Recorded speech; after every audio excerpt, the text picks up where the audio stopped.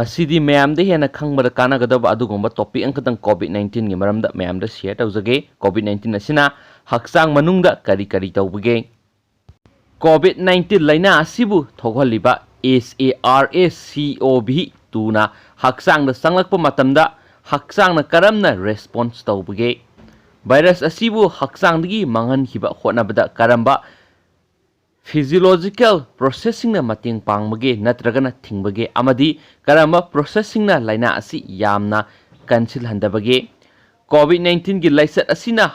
hawgalakpa matamdadi laina asigi maramda aikoina lairamba information sing asi COVID-19 gi clinical report singdagi amadi influenza sigi Laichat ki amasung SARS-CoV na thoganba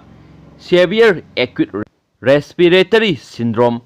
SARS gi khangobasing aduna oirami. SARS-CoV haibasi SARS-CoV-2 gi genome ga sada marfugani thoi manaba COVID amani. Kumza Englishing aniga ahumda virus asina SARS epidemic thowanki. COVID-19 asi sibigi sang amadi launaganbagi sang wangbaga loinana seasonal influenza dagi yamna tungali haibasi yamna thuna mek sengna khanglakhi. Adobo laina asiga SARS kagi marakta maruoiba khetnaba amasum manaba kya lai haibasi khanglakpadadi matam hena sangki. Khudam oina COVID-19 gi pre-symptomatic phase tasu yamna launagali adumakpu laina asigi phase amada khudong thiningai oiba physiological processing konadi amuk kanarakpa yai. Khudam oina virus asina Hakchang da sanglakpa ngamhaliba angiotensin converting enzyme to ACE2 asi laina asigi matung tarakpa stage tadi amuk lungs pu ngakthoknabagi maruoiba masa ama oirakpa yai. Article asida hojik phawbagi oina khanglaba COVID-19 gi maramda sandokna takli. Hakchang manungda tawriba tuwan processing adu masa tana utnabagi damak severity level ga hairap manaba mongda laina asibu phase mari thokna khaidokli.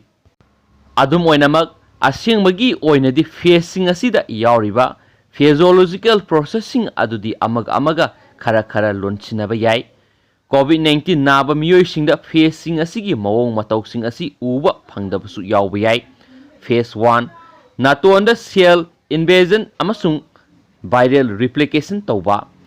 SARS-CoV-2 amasung SARS-CoV animak asi ACE2 koba receptor amagi kuthangda sanglai. Blood pressure amadi electrolyte sing control tawbada thawdang lawbagi damak receptor sing asibu common oina masak khangnai. Hairiba receptor sing asi lungs khanaugi maning thangba saru gut heart muscle amadi kidney sing dasu yawi. ACE2 receptor sing asi natonda yawba cell singi surface layer da yawde maram aduna SARS-CoV ki viral replication gi maru oiba mafam amanati haina kumza English aniga nipanda Netherlands ta leiba University Medical Center Groningen ki researchers sing report tawki. SARS study upper respiratory tract symptom kaya lakhide amadi lungs ki mapanda viral unit sing yamna tang fangi. Ahanbada hairiba wafam asina maram oiraga natonda yawba ACE2 receptor sing da yengba lephanaba masa ama oiki. Ikui kuidribada international researchers singi team amana natongi facilitated tu hoba cell singi manung amasung mapanda leiba globate citatory cell singda ACE2 receptor sing thengnaki. Masigi matungda amu scientist singna sin amasum laida ACE2 receptor sing phangki masina khuttagi sinda laina sandokpagi route ama ohenba yabagi khudam phangki. Researchers singna TMPRSS2 koba protease amasu yamna yamba changda thengnaki.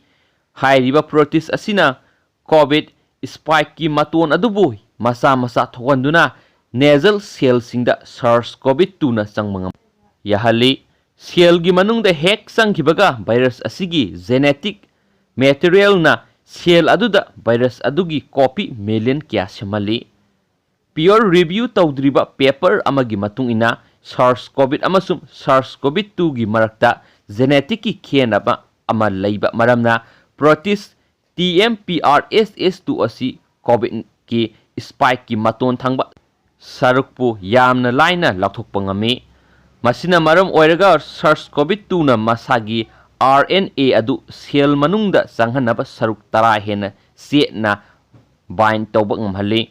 masidagi COVID-19 na yamna khongjel yangna sandokpagi maram khara khangba ngammi haina su akhang ai singna mayamda motpi neragli amasum share tawrakli Manipur da mayam lockdown se extend tawkre sangdokre lakliba tang kuntraga mathoi thanipan inglising aniga kun phoba complete lockdown se mayam sangdokre adubu magi sakna kolon khrasu semdok sadokre mayam aduga magi nungdairangi pung manga dagina ayuki pung taruk phoba district ki deputy commissioner sina curfew gi imposing tawbi order singsi makhoina issue thok tawgadabani su makha pawsina makha tana haidi amasung tang taraga manga Thanipan Englising aniga kundagi tang kuntraga matui thanipan Englising aniga kun phauba satna kanglon haitare magi adugumba katang mayamda share tawjaramge home delivery gi adugumba tawbuk singi dimo allowed oikhre adum yakhre adukanda collection processing distribution and sale of meal and meal production asigum suloini yakhre sangom putok pusin tawba yonthok unsin tawbu suloini yare amasum akhoi local gi oina phamba retail shop gumba hari essential commodity gumba yonba grocery gumba amasum vegetable gumba yonmu gumba fruit gumba milk gumba poultry meat gumba fish gumba sugumba yonba singsi district khudingi pung nipan dagina ayuki nungdairangi pung ani phauba loinamak yonba yare except Sunday oina amasum wholesale gi dukan phamba thangal bazar amasum dharma salagi oina mokhoi gi dukan singsi ayuki pung 10 dagina nungdairangi pung 3 phauba dukan thong hangani hari numaijing natana amasung construction gi material sing yonba hardware gumba electrical item cement gumba yonba singsi located outside Pauna Bazar Thangal Bazar amasum Nagamapal gi adugumba singdu yonba mafam singdana mayam ayuki pung 9 dagina nungthingi pung 2 phoba hangba yagani suhairi amasum cargo satok sin tawbu gumba truck gumba pose hundo hunjin tawba sizinagada adugumba putok pusin tawbu ayaba piri health related activities sing public utilities gumba agriculture and related activities sing